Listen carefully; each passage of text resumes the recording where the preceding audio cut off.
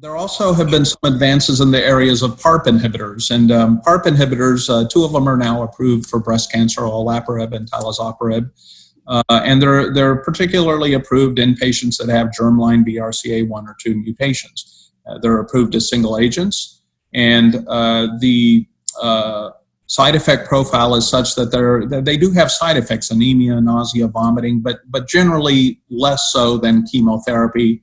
So they represent an important part of our armamentarium.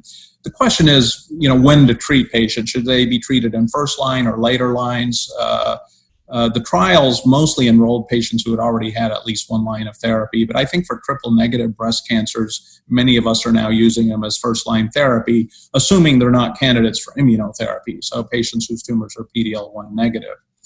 What was presented at ASCO is an interesting new trend that we're seeing in other tumors, and is there a group of patients that have wild-type BRCA1 or 2, but still have defects in DNA repair? And there are several signatures that can be acquired both at the genomic level as well as at the gene expression level that can identify patients that have homologous recombination deficiency in DNA repair. There was a very interesting study run by the SWOG group, the 1416 study, which took patients in first and second line therapy with triple-negative advanced breast cancer and randomized them to cisplatin alone versus cisplatin plus the PARP inhibitor veliparib, which is it's a little bit easier to give that drug with chemotherapy.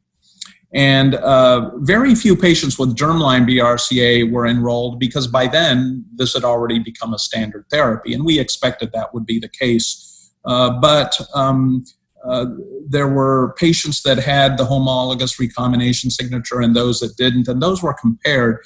And there was clearly a benefit of the addition of veliparib to cisplatin in that group of patients. Now, we've seen similar findings in ovarian cancer where patients that have certain DNA repair aberrations can respond. And so this was a nice bit of information to have. This trial also enrolled patients that had somatic BRCA mutations, and we're seeing more and more of that in 5 to 10%, maybe 15% of patients, depending on which population you're looking at, will have normal germline BRCA, but they have somatic mutations, and they also have aberrations in DNA repair, and those patients also seem to benefit. And then finally, in that trial, they enrolled patients that had other germline mutations in DNA repair genes that were BRCA1 or 2.